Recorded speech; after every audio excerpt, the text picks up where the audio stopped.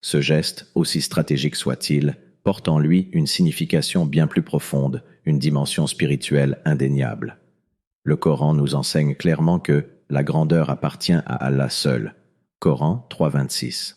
À travers cette décision, l'Algérie se réapproprie sa souveraineté non seulement sur le plan matériel, mais sur le plan spirituel, en réaffirmant son droit à la liberté divine.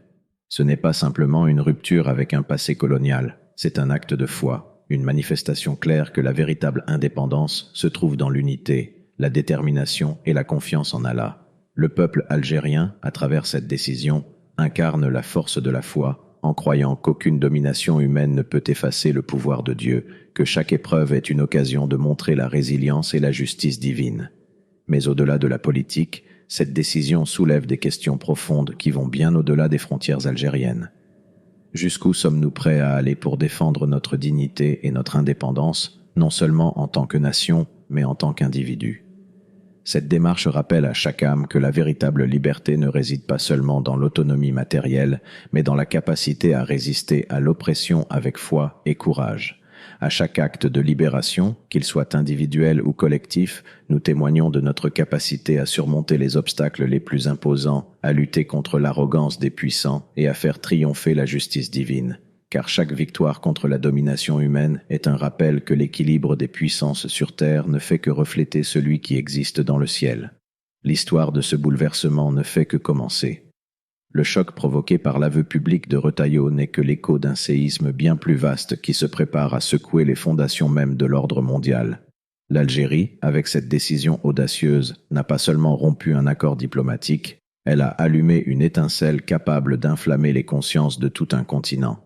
Ce n'est pas un simple coup d'État ou une action isolée, c'est le début d'un changement profond, d'une réaffirmation des peuples qui refusent de rester sous le joug des puissances historiques. Et alors que la France, déstabilisée par cet aveu de faiblesse, se retire lentement de sa position dominante, la question brûlante demeure.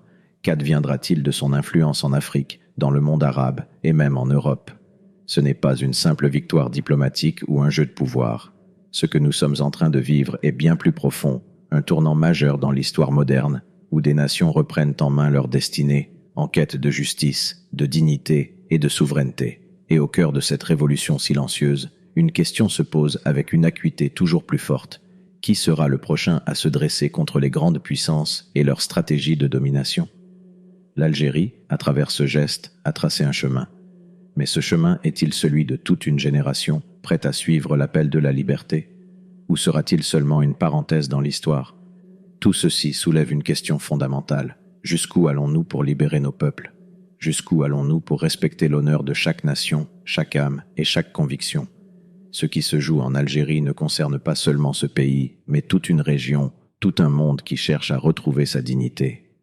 L'Algérie, dans ce geste audacieux, montre que la véritable souveraineté n'est pas celle qui est dictée par les puissances mondiales, mais celle qui est guidée par la justice divine et la volonté du peuple. Et c'est un message que nous devons tous entendre, peu importe notre position ou notre origine. Cette leçon, mes frères et sœurs, est celle de la foi, du courage et de l'unité. Que Allah nous guide tous sur le droit chemin et qu'il éclaire nos cœurs pour que nous soyons les artisans de la justice sur terre.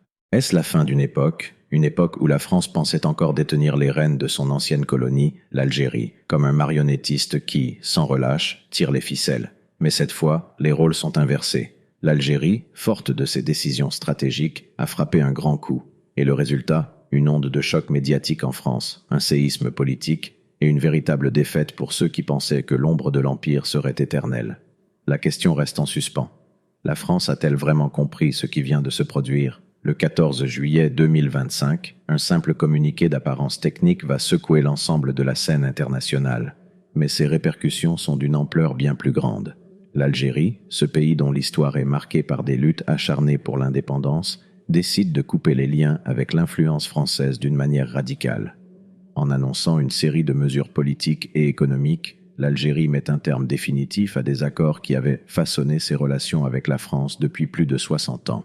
Des accords économiques, militaires et diplomatiques qui ont longtemps défini une relation inégale et marquée par une forme de soumission. Le pays, désormais libre de son destin, réaffirme sa souveraineté et ses ambitions en tant qu'acteur indépendant sur la scène mondiale. Ce n'est pas simplement une rupture diplomatique, c'est une réaffirmation de son droit à l'autodétermination. Mais alors, dans le même souffle, une onde de choc traverse la France, et c'est là que les choses prennent une tournure inattendue. Bruno Retailleau, ministre des Affaires étrangères, sous une pression médiatique colossale, ose déclarer qu'il est dans l'incapacité de répondre aux décisions de l'Algérie. Une phrase qui, en soi, résonne comme une défaite pour un pays qui se veut toujours acteur majeur. Une capitulation, ou bien un aveu inconscient des véritables rapports de force. Derrière l'apparente faiblesse du geste, une profondeur insoupçonnée émerge. Les relations entre la France et l'Algérie ne se résument pas à des accords économiques ou à des échanges diplomatiques. Elles sont ancrées dans une histoire tumultueuse, marquée par la guerre, la colonisation et des cicatrices qui, bien que profondes, ne se sont jamais vraiment refermées. Cette annonce algérienne, aussi audacieuse soit-elle, ne surgit pas du néant. Après des années de pression, de concessions et de compromis, l'Algérie choisit ce moment précis pour se réaffirmer. Pourquoi maintenant? Ce n'est pas un simple coup de force, c'est un calcul stratégique, mûrement réfléchi, car l'Algérie, bien plus qu'un simple acteur isolé, est désormais soutenue par des alliances qui vont au-delà de la simple coopération régionale. Des liens avec des puissances montantes et des organisations internationales qui lui offrent une position de force. Cette décision audacieuse pourrait-elle être un prélude à un renouveau de la souveraineté algérienne? Ou, au contraire, masque-t-elle une réalité plus complexe, où des forces cachées, bien plus grandes que celles visibles à l'œil nu, tirent les ficelles? La question qui se pose avec acuité. Et si ce geste n'était que le début d'une transformation géopolitique beaucoup plus vaste, un repositionnement mondial où l'Algérie ne se contenterait plus d'être un spectateur, mais deviendrait un acteur incontournable? Ce qui semble être une simple rupture diplomatique cache en réalité un changement fondamental dans l'ordre mondial. L'Algérie, jusque-là perçue comme une nation en quête d'autonomie, n'est plus isolée dans sa démarche. Derrière cette décision se cache l'émergence d'une nouvelle alliance géopolitique, appuyée par des puissances influentes du Moyen-Orient et d'Afrique. Ces pays, unis par des intérêts communs de souveraineté, de rééquilibrage des rapports de force mondiaux et de solidarité face aux anciennes puissances coloniales, se regroupent autour de l'Algérie, qui devient ainsi la figure de proue d'un renouveau politique et spirituel.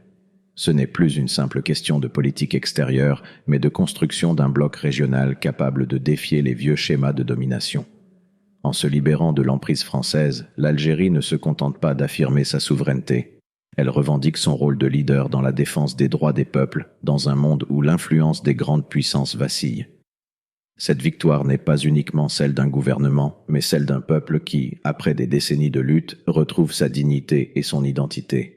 La France, jadis hégémonique dans cette région stratégique, voit désormais son emprise se dissiper. Le vent du changement souffle sur tout un continent qui, pour la première fois depuis longtemps, se relève et se réunit dans une quête commune de liberté, de foi et de justice. Ce tournant ne se limite pas à une simple victoire géopolitique.